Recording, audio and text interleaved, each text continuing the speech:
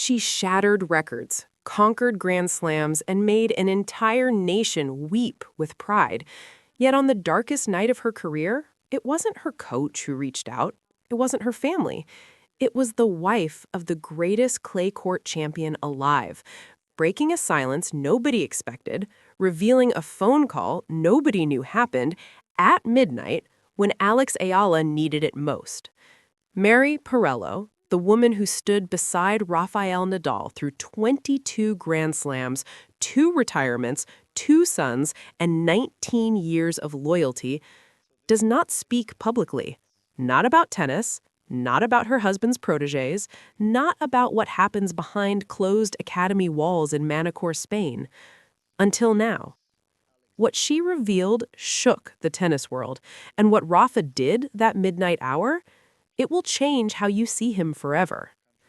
Picture a 12-year-old girl boarding a plane in Manila, Philippines, leaving behind her language, her streets, her childhood comfort, everything familiar to chase something most people in her country had never even dreamed of chasing.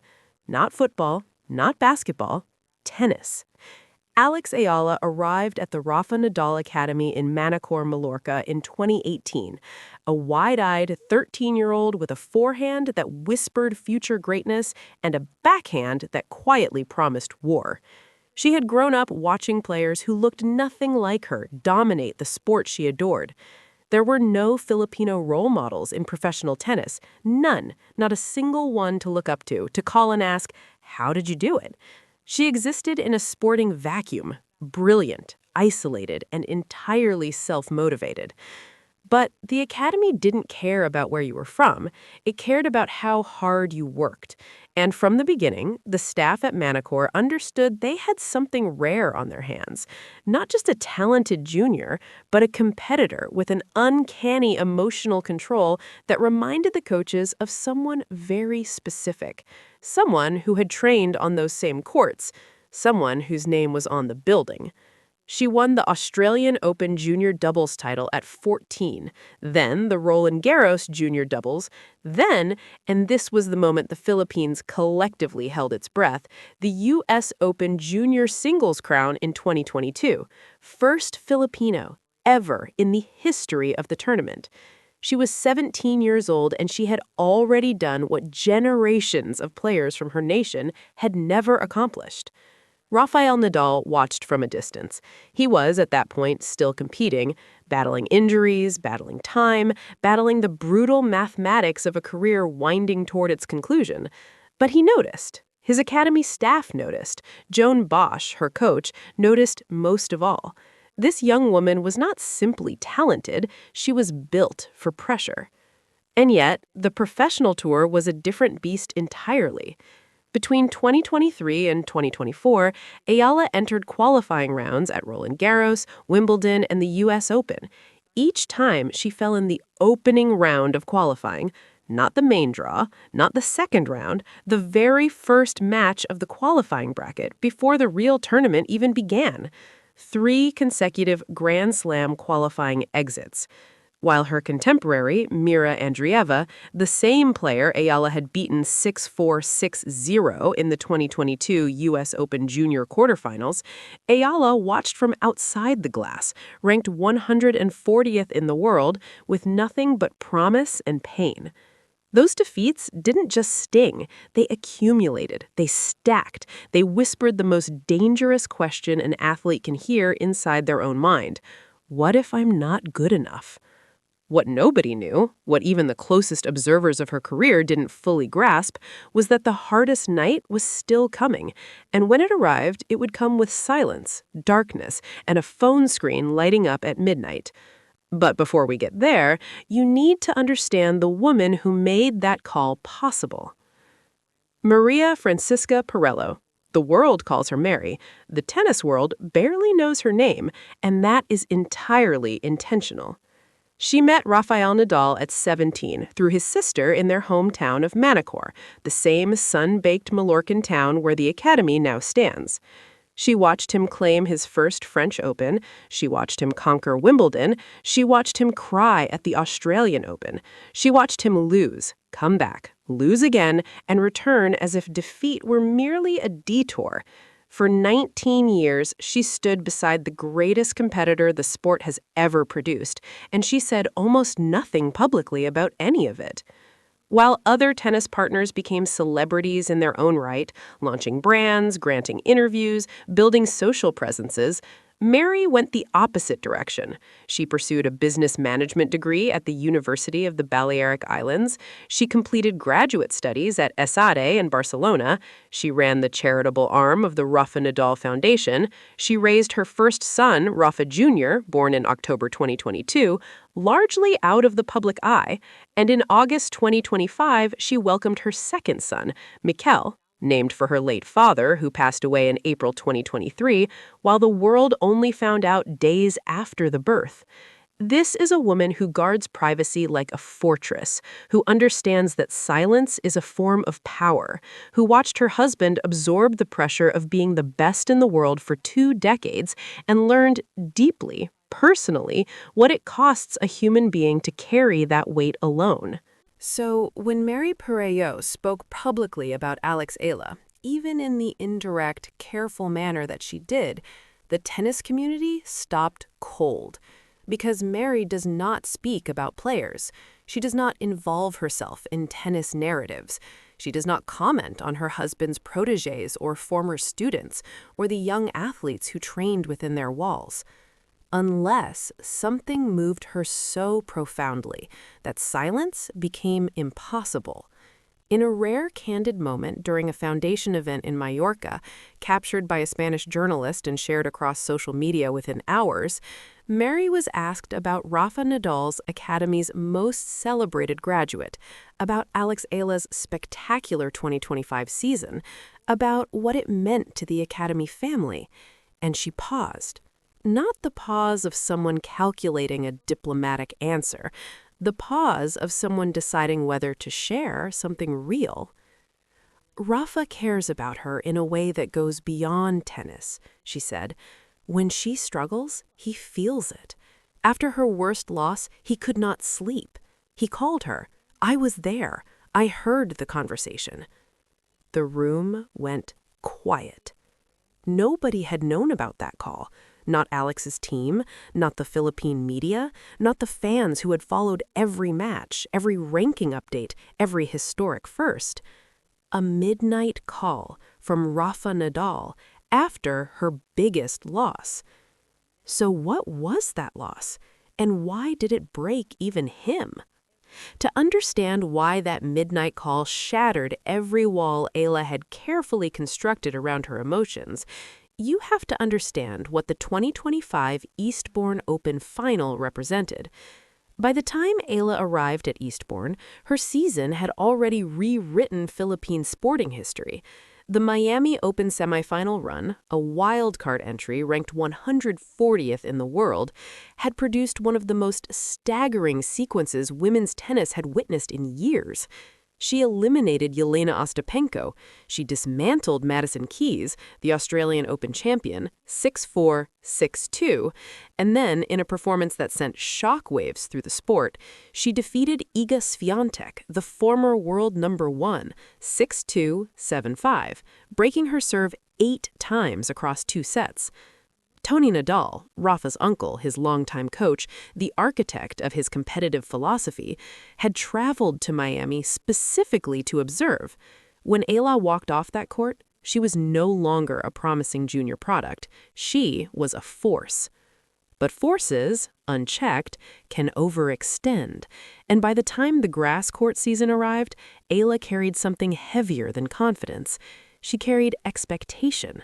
A nation's expectation, a sport's curiosity, the weight of being described in every article, every broadcast segment, every social media caption as the future of women's tennis.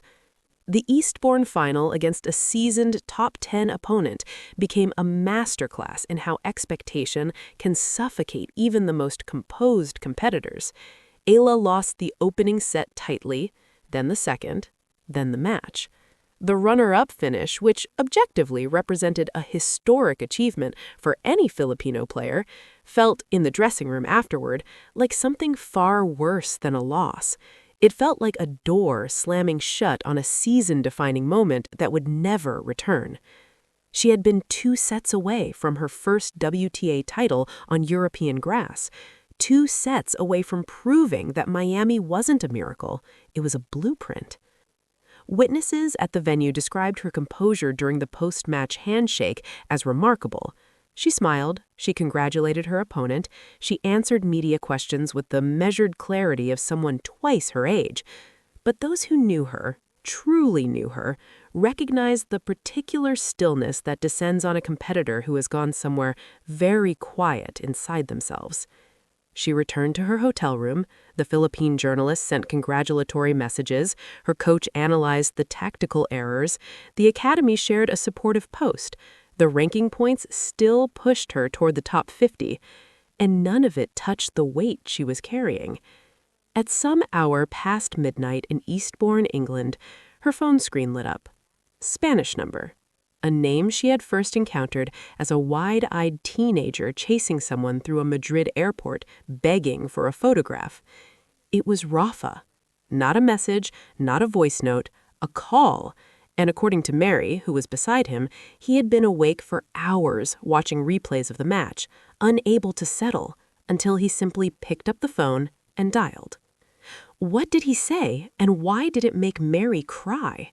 Mery Perelló did not reveal every word spoken during that call. She's not that kind of person, and that conversation was never meant for public consumption. But what she shared, in fragments, carefully, painted a picture that the tennis world has spent weeks trying to fully absorb. He told her what nobody was telling her, Mery said. Everyone was saying, "You did great. Runner-up is amazing. You should be proud." Rafa said something different. What Rafa said, according to Mery's account, wasn't comfort, it wasn't consolation, it was recognition. He told Eala that the pain she was feeling wasn't weakness, it was proof that she wanted it badly enough to hurt, proof that she wasn't someone who had accidentally stumbled into a WTA final and felt satisfied with the attendance ribbon. He told her that, and this is the fragment that spread across tennis social media like wildfire once Mery mentioned it, that the night after his first French Open loss, he could not eat. He sat in his hotel room and stared at the wall for 3 hours. And that pain, he said, built the foundation for everything that came after.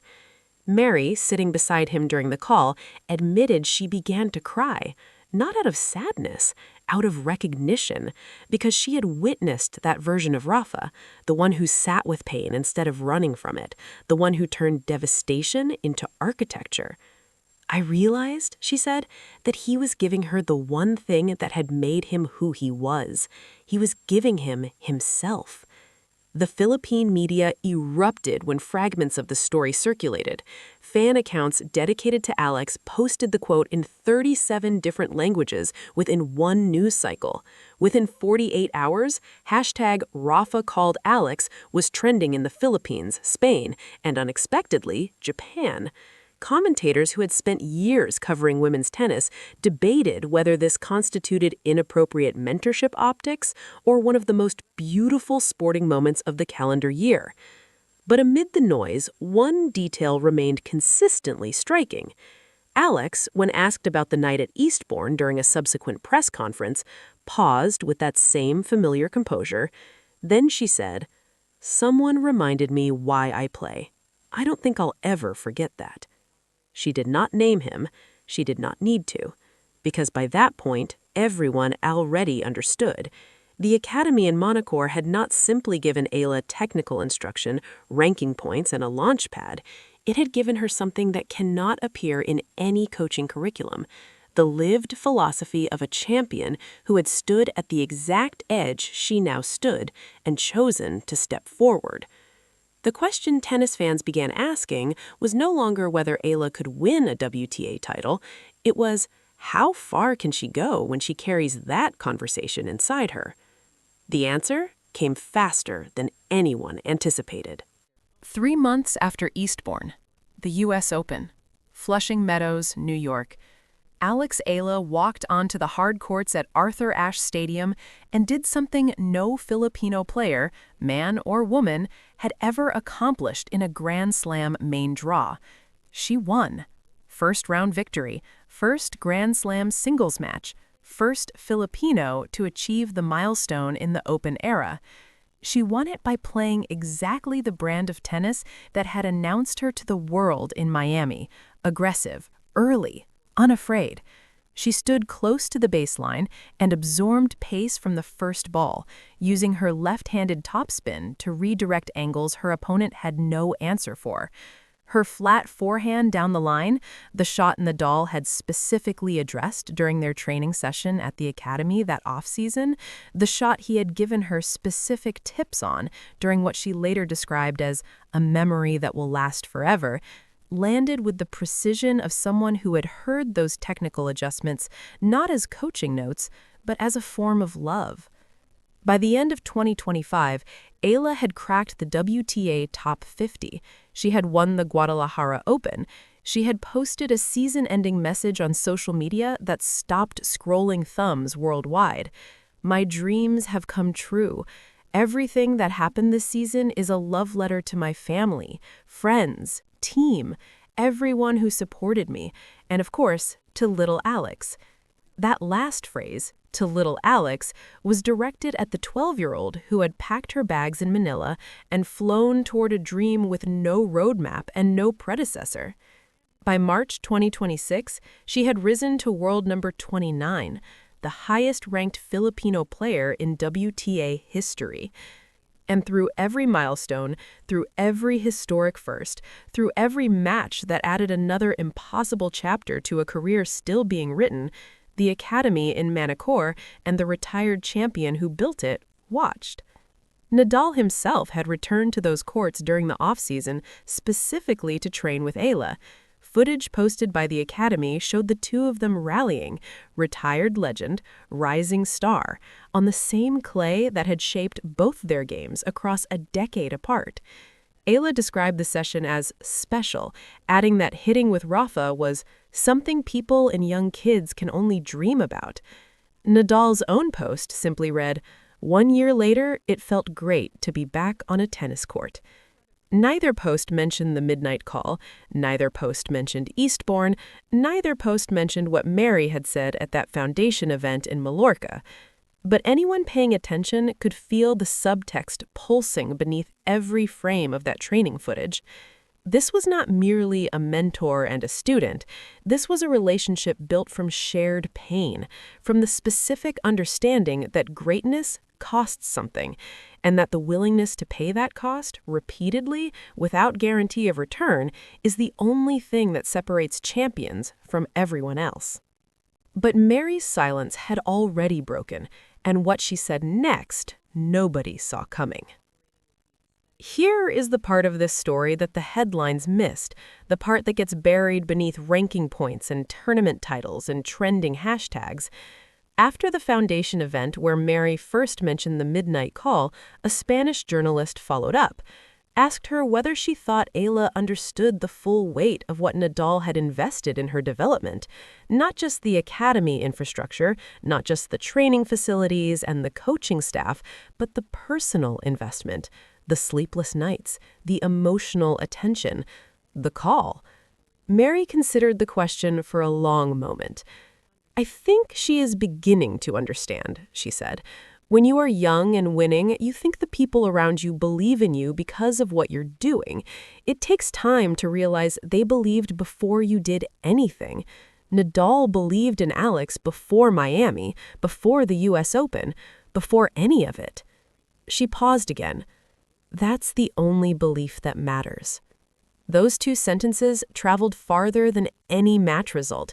They traveled into the comment sections of 100 tennis forums, into the voice notes exchanged between Filipino fans at 4 in the morning, into the speech bubbles of journalists writing about women's tennis and mentorship, and what it means when a sport produces not just champions, but the kind of human beings who reach for the phone at midnight because they cannot bear the thought of a young woman sitting alone with her pain.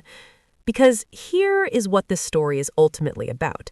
Not the call itself, not the Eastbourne loss, not even the extraordinary rise from WTA ranking 140 to the world's top 30 in the span of 14 months. This story is about what it means to be believed in before you have earned it, about what it means to carry someone's faith through the moments when your own falters, about a retired champion, a man with 2 young sons, 19 years of partnership, 22 Grand Slams, and a name on an academy building, who could not sleep after watching a 20-year-old from the Philippines lose a final in England because he remembered what it felt like, and he refused to let her feel it alone.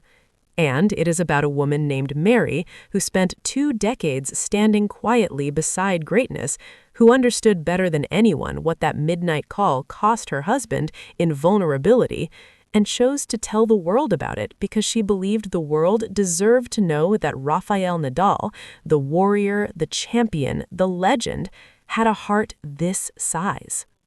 Alex Eala is currently ranked 29th in the world. She is 20 years old, she has her entire career ahead of her, and somewhere in Manacor, in a house overlooking the Mallorcan coast, a retired champion and his wife watch her rise and know something the rest of us are only beginning to understand. The best chapters of this story are still unwritten. Was this simply mentorship, or did one midnight call alter the entire trajectory of women's tennis history? Tell us what you think in the comments below. From a Manila airport photograph to a midnight call to the world's top 30, Alex Eala's journey is unlike anything professional tennis has ever produced. And behind it all, quietly, stands a couple who understand that the greatest thing a champion can give is not technique, not opportunity, not even belief. It is presence in the darkest hour, when nobody else knows to call. If this story moved you, hit subscribe because the next chapter of Eala's career is coming, and you will not want to miss a single moment of it.